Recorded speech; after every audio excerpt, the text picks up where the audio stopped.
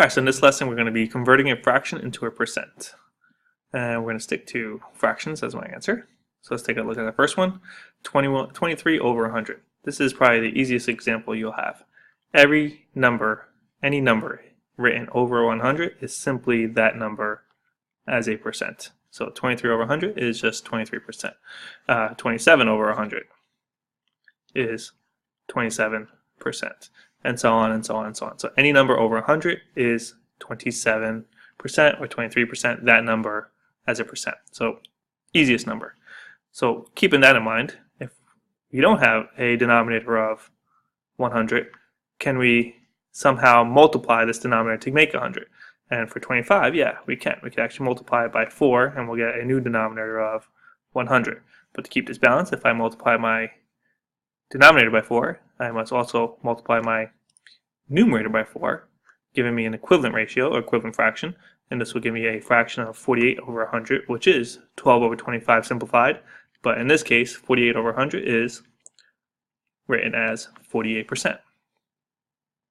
So if the denominator is a factor of 100, that makes it that much easier. Let's take a look at an example, another example, 4 over 5. I can actually multiply 5 by 20 to get 100, which means I can multiply 4 by 20 as well, which will give me 80 over 100 or 80%. Right? Again, trying to get that denominator to turn into 100 by multiplying it by some number. Here, 3/8, there's nothing I can multiply 8 by to get exactly 100. So here I'm going to use another technique. So I'm going to let 3/8 equal some number over 100. The question is, how do we get 8 to become 100? So if I have 3/8 equals x over 100, I'm going to use this proportion, and I'm going to cross multiply. 8 times x is 8x. 3 times 100 is 300. And then I'm going to divide by 8 on both sides.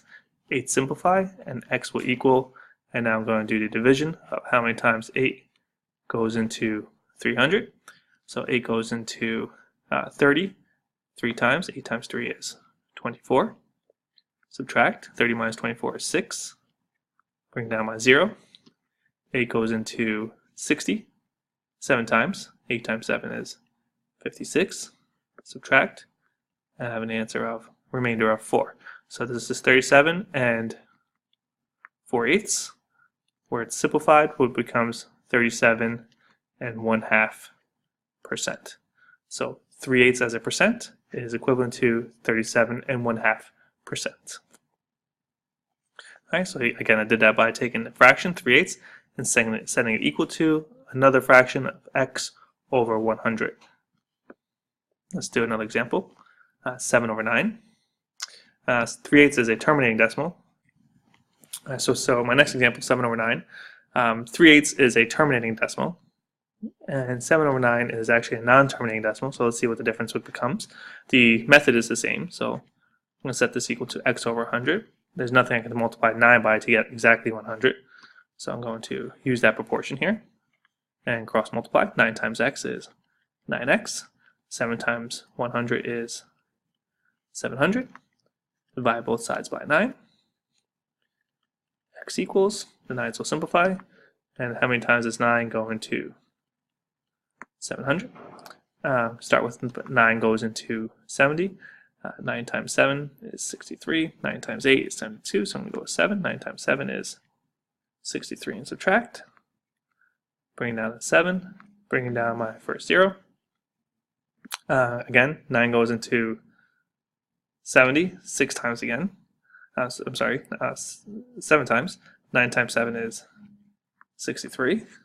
70 minus 63 is 7. So my remainder is 7/9. So 77 and 7/9% will be my final answer. All right, let's take a look at another one. What happens if my fraction is a mixed number? Then let's convert this mixed number into a improper fraction.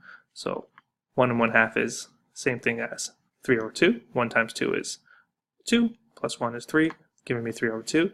Now I'll take this 3 over 2 fraction and set this equal to x over 100.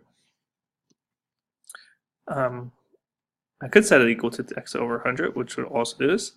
So 2 times x, 3 times 100, 2 times x is 2x, 3 times 100 is 300, and divide by 2, and x is equal to 150%.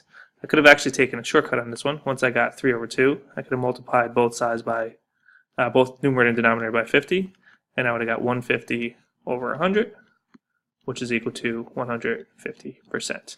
So recognize when your denominator is a multiple, is a factor of 100, and when it's not. So, but again, either method works perfectly.